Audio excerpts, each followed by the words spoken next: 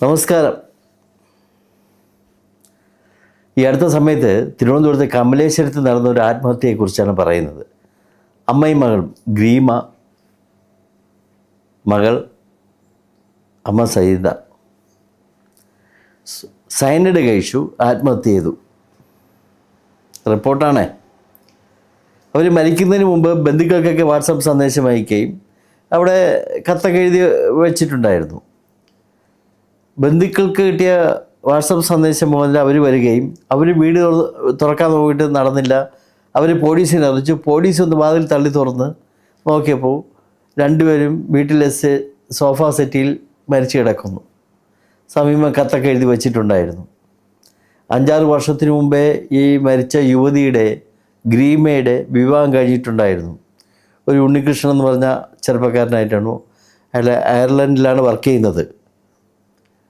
അയാൾ 1 മാസത്തിന് അടുപ്പിച്ചെന്തേ അവർ തമ്മിൽ താമസിച്ചിട്ടുള്ളൂ എന്നാണ് പറയുന്നത്. ഈ 3 മാസത്തിന് മുമ്പേ ഈ ഗ്രീമയുടെ അച്ഛൻ മരിച്ചുപോയി. സാമ്പത്തികമായിട്ട് നല്ല നിലയിൽ ജീവിക്കുന്ന ഒരു കുടുംബമാണ്. നമുക്ക് എന്നാ അറിയാം, കല്യാണത്തിന് 200 പവൻ്റെ ആഭരണമാണ് ഇട്ടതെന്നാണ് പറയുന്നത്. ആ ഫോട്ടോ കാണുമ്പോൾ അറിയാം, വാസ്തവമാണ്. ശരീരം മുഴുവൻ സ്വർണം നമുക്ക് കാണുമ്പോൾ അറിയാം. അങ്ങനെ ഫിനാൻഷ്യലി സെറ്റപ്പായിട്ടുള്ള ആൾക്കാർ എന്തിനാണ് ഇങ്ങനെ ചെയ്യുന്നത്? ആത്മഹത്യ. അയാൾ ഉപേക്ഷിച്ചു എന്ന് പറയുന്നു. നിയമപരമായിട്ട് ഡിവോഴ്സ് നടന്നിട്ടില്ല. അയാൾക്ക് താല്പര്യമില്ല. ഗ്രീമയ്ക്ക് ഐശ്വര്യമില്ല. അത് കാരണം അയാളുടെ എന്തൊക്കെയോ പഠിത്തത്തിനോ ജോലിക്ക് എന്തൊക്കെയോ തടസ്സം വന്നു. ഇതൊക്കെ പല കാരണങ്ങൾ അയാൾ പറഞ്ഞിട്ടുണ്ട് എന്ന് ഇവരുടെ കത്തിൽ സൂചിപ്പിച്ചിട്ടുണ്ടായിരുന്നു.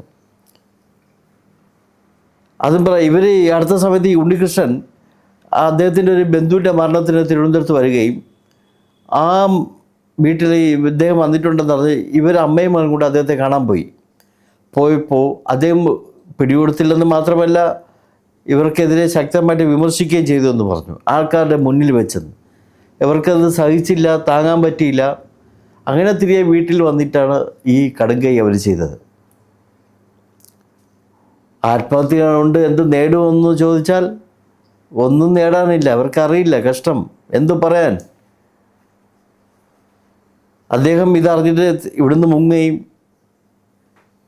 അയർലൻഡിലോട്ട് മുംബൈ വിമാനത്താവളത്തിൽ വെച്ച് അദ്ദേഹത്തെ പിടിക്കപ്പെടുകയും ചെയ്തു. ഇവിടെ തിരുവനന്തപുരത്ത് കൊണ്ടുവന്നു. അദ്ദേഹം പറയുന്നത് അദ്ദേഹത്തിൻ്റെ സഹോദരൻ അത് കഴിഞ്ഞിട്ട് പത്രപ്രസ്താവനയൊക്കെ നടത്തിയിട്ടുണ്ടായിരുന്നു. അങ്ങനെയൊന്നുമല്ല. കല്യാണം കഴിഞ്ഞ് 1 മാസമേ താമസിച്ചുള്ളെങ്കിലും അമ്മയുടെ പൂർണ്ണ നിയന്ത്രണത്തിലായിരുന്നു. കല്യാണം കഴിഞ്ഞ് പോയിട്ട് പോലും അമ്മ നിത്യേനെ വിളിച്ച് ഉപദേശം കൊടുക്കും. അമ്മേൻ്റെ നിയന്ത്രണമായിരുന്നു. ഇവർ ഹണിമൂണിന് പോയപ്പോൾ പോലും അമ്മയാണ് നിർദ്ദേശം കൊടുത്തുകൊണ്ടിരുന്നതൊക്കെ ഇയാളുടെ സഹോദരൻ, ഈ ഉണ്ണികൃഷ്ണൻ്റെ സഹോദരൻ പറയുന്നു. ആയിരിക്കാം, ഏക മകളാണ്. അപ്പോൾ ആ വാത്സല്യം മകളെ കെട്ടിച്ചയച്ചെങ്കിലും പൂർണ്ണമായിട്ട് മകളോടുള്ള സ്നേഹം കൂടുതൽ കൊണ്ട് മകളുടെ നന്മയ്ക്ക് വേണ്ടിയിട്ട് ആയിരിക്കാം ചിലപ്പോൾ അവരങ്ങനെ പ്രവർത്തിച്ചത്. അത് തെറ്റാണ്. കല്യാണം കഴിഞ്ഞാൽ പോയാൽ അവർ പുതിയ ജീവിതത്തിലോട്ട് പ്രവേശിക്കുമ്പോൾ അവരുടേതായ ജീവിതം നയിക്കണം. അവിടെ രക്ഷകർത്താവ് എൻ്റെ മകളാണ് എന്ന് പറഞ്ഞ് നമ്മൾ അതിലൊന്നും ഇടപെടാൻ പാടില്ല. അവരെങ്ങനെയാണോ അവരുടേതായ ഇഷ്ടത്തിൽ, അവർ ഭാര്യയും ഭർത്താവും അവരുടേതായ ഇഷ്ടത്തിൽ ജീവിക്കട്ടെ. അവർക്ക് വേണ്ടുന്ന സപ്പോർട്ടുകൾ നമ്മൾ കൊടുക്കണം. അല്ലാതെ നമ്മുടെ നിയന്ത്രണത്തിൽ തന്നെ പോകണം എന്ന് പറയുന്നത് തെറ്റാണ്. അത് പയ്യൻ്റെ ആൾക്കാരായിരുന്നാലും പെണ്ണിൻ്റെ വീട്ടുകാരായിരുന്നാലും അവർ രണ്ടുപേരെയും സ്വതന്ത്രമായിട്ട് വിടാൻ നോക്കുക. അവർ ജീവിക്കട്ടെ. അതിനല്ലേ നമ്മൾ കല്യാണം കഴിച്ചൊക്കെ വിടുന്നത് എന്ന് ഈ ഉണ്ണികൃഷ്ണൻ്റെ സഹോദരൻ പറഞ്ഞ കാര്യങ്ങളാണ് ഇതൊക്കെ. അല്ല, എത്ര ശരിയുണ്ടെന്നും നമുക്കറിയില്ല.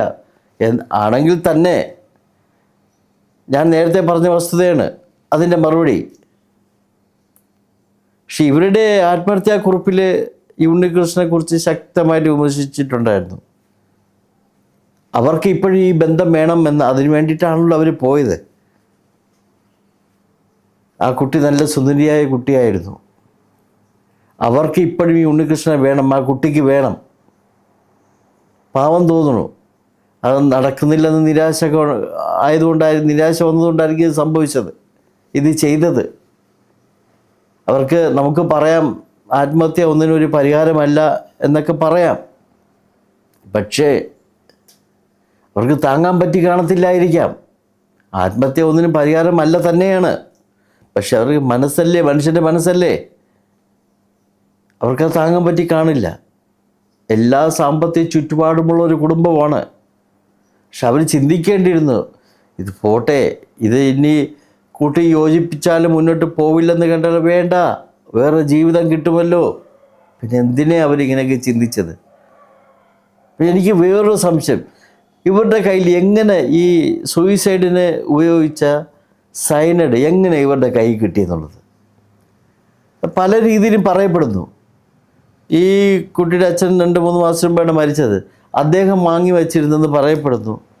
അത് എന്താണെന്ന് ഇതൊരു അന്വേഷണം തെളിഞ്ഞു വന്നിട്ടില്ല. പോലീസ് അന്വേഷിച്ചുകൊണ്ടിരിക്കുകയാണ്. എങ്ങനെ ഇവിടെ സൈനഡ് കിട്ടി? അതൊരു ചോദ്യം തന്നെയാണ്. ഇനി അദ്ദേഹത്തിൻ്റെ ഈ കുട്ടിയുടെ പിതാവ് വാങ്ങി വച്ചിരുന്നതാണെങ്കിൽ അതെന്തിനാണ്? ഇത്രയും ദിവസമായിട്ട് അത് വ്യക്തമായിട്ട് മറുപടി കിട്ടിയില്ല. ഞാൻ അതിനെക്കുറിച്ചൊന്ന് തിരക്കിയപ്പോൾ പോലീസ് ഇപ്പോഴും അതിൻ്റെ പുറകെ അന്വേഷിക്കുന്നുണ്ടെന്നാണ്. സൈനഡ് എങ്ങനെ കിട്ടി എന്നുള്ളത് അന്വേഷണ പാതയിലാണെന്ന് അറിയാൻ കഴിഞ്ഞു. അത് തെളിയിക്കണം. എന്ത് ജീവിതം, എന്ത് നേടുന്നു? ഇദ്ദേഹത്തെ അറസ്റ്റ് ഇപ്പം റിമാൻഡിൽ കഴിയുകയാണ്. കുറച്ച് കഴിയുമ്പോൾ അദ്ദേഹം പുറത്തിറങ്ങും. അദ്ദേഹത്തിൻ്റെ ജീവിതത്തിലോട്ട് പോവുകയും ചെയ്യും. ഇവിടെ നഷ്ടം ആർക്ക് സംഭവിച്ചു? ഈ ഗ്രീമയ്ക്കും ആ ഗ്രീമയുടെ അമ്മയ്ക്കും അല്ലേ? അല്ലാതെ പിന്നെ ആർക്കാണ് നഷ്ടം?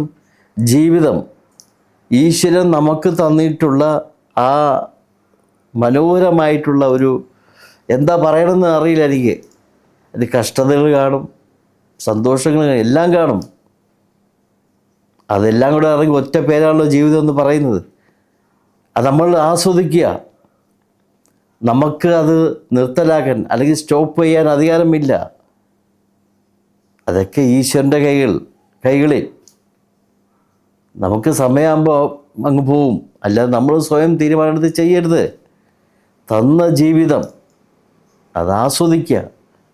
നമ്മൾ 3 നേരം ആഹാരം കഴിക്കുന്നു, കൈകൊണ്ട് എടുത്ത് കഴിക്കുന്നു. അങ്ങനെ നമുക്ക് ചെയ്യാൻ പറ്റുന്നില്ലേ? എല്ലാം ഉണ്ടായിട്ടും ഒരു നേരം സ്വന്തമായിട്ട് എടുത്ത് ആഹാരം കഴിക്കാൻ പറ്റാത്ത എത്രയോ ആൾക്കാർ ഇവിടെ ജീവിക്കുന്നു, രോഗശയ്യയിൽ കിടക്കുന്നു. മറ്റുള്ളവരുടെ സഹായം കൊണ്ട് മാത്രം ആഹാരം കഴിച്ച് ജീവിക്കുന്നു. അങ്ങനെയൊക്കെ നോക്കൂ, നമ്മളൊക്കെ എന്ത് ഭാഗ്യവാന്മാരാണ്. നമുക്കെല്ലാം ചെയ്യാൻ പറ്റുന്നുണ്ട്. നമുക്ക് ദൈവം തന്ന ഒരു ഭാഗ്യമല്ലേ? അത് നമ്മൾ മനുഷ്യർ തിരിച്ചറിയണം. നമുക്ക് ചില ദുഃഖങ്ങൾ ജീവിതത്തിൽ ഉണ്ടായിരുന്നിരിക്കാം, പക്ഷേ ആ ദുഃഖത്തിൻ്റെ 100 ഇരട്ടി നമുക്ക് സന്തോഷം കിട്ടും. ഡേ ടു ഡേ ലൈഫിൽ തന്നെ നമ്മൾ നോക്കൂ. ഇന്ന് വൈകുന്നേരം നമുക്കൊരു വിഷമമുണ്ടായെങ്കിൽ ഉച്ചയ്ക്കും രാവിലെയൊക്കെ നമ്മൾ എന്തുമാത്രം സന്തോഷിച്ചിട്ടുള്ള കാര്യങ്ങളുണ്ടാകാം. ചിന്തിച്ചു നോക്കൂ. അപ്പോൾ ആത്മഹത്യ ഒരു പരിഹാരമാണോ? ഒന്നുമല്ല. ഞാൻ സമൂഹത്തിനോട് പറയാൻ കാരണം, നമ്മൾ അങ്ങനെയൊന്നും ചിന്തിക്കരുത്. ഒന്നില്ലെങ്കിൽ അടുത്ത വഴിയെ പോവുക, നേരായ മാർഗത്തിൽ പോകുക. എല്ലാം നമ്മൾ സൃഷ്ടിച്ച ഈശ്വരൻ്റെ ഒരു ലക്ഷ്യം കാണുമല്ലോ. നമ്മൾ മുന്നോട്ട് പോവുക സത്യസന്ധമായിട്ടുള്ള രീതിയിൽ. എന്ത് ചെയ്യാൻ സമൂഹം ഇതുപോലുള്ള ആൾക്കാർ തെറ്റായി ചിന്തിക്കുന്നു. അങ്ങനെ ആരും ചിന്തിക്കരുത്. നന്മ മാത്രം ചെയ്ത് മുന്നോട്ട് പോവുക. എനിക്കത് പറയാനുള്ളൂ.